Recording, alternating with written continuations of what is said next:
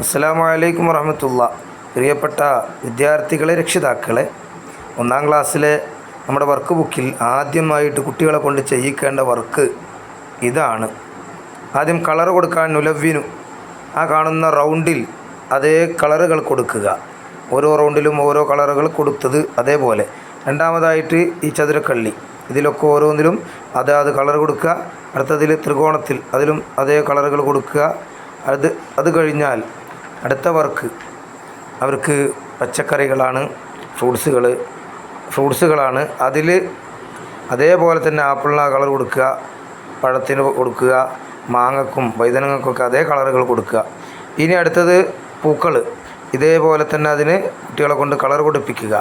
അതിൻ്റെ ശേഷം അടുത്തത് പകുതിയായിട്ട് കൊടുക്കുന്ന കളർ കൊടുക്കുക, ഇതും കൊടുക്കുക, ഇതേപോലെ തന്നെ കൊടുക്കുക. ഇനി ഇങ്ങോട്ട് വന്നാൽ നെർസുമു, എഴുതാനാണ്. കുട്ടികളുടെ എഴുത്ത് ശരിയാവാൻ വേണ്ടിയാണ് ഇങ്ങനെ ഒരു കാര്യം നമ്മുടെ വർക്ക് ബുക്കിൻ്റെ ആദ്യത്തിൽ കൊടുത്തിട്ടുള്ളത്. ആദ്യമായിട്ട് നോക്കാം. ഇതേപോലെ കുട്ടികളെ കൊണ്ട് വരപ്പിക്കുക, അതിൻ്റെ മുകളിൽ ഇങ്ങനെ വരപ്പിക്കുക. അടുത്തത് രണ്ടാമത്തത് താഴോട്ട് വരപ്പിക്കുക. അടുത്തത് ചെരിച്ച് വരപ്പിക്കുക. അടുത്തത് ഈ നിലക്കുള്ള വരകൾ വരപ്പിക്കുക.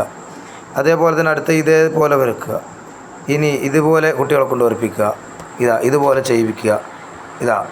ഇതുപോലെ ഇങ്ങനെ നമ്മുടെ കുട്ടികളെ കൊണ്ട് ഇത് കൃത്യമായി ചെയ്യിപ്പിച്ചാൽ നമ്മുടെ കുട്ടികളുടെ എഴുത്ത് അത് കൃത്യമാകും.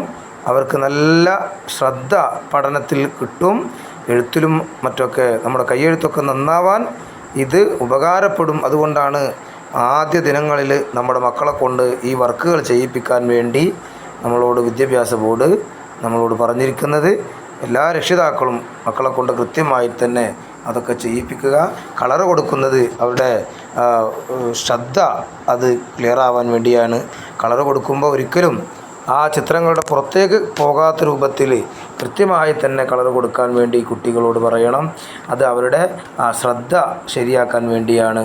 രക്ഷിതാക്കൾ പ്രത്യേകം ശ്രദ്ധിക്കുക. അല്ലാഹു തആല തൗഫീഖ് നൽകി അനുഗ്രഹിക്കട്ടെ. ആമീൻ.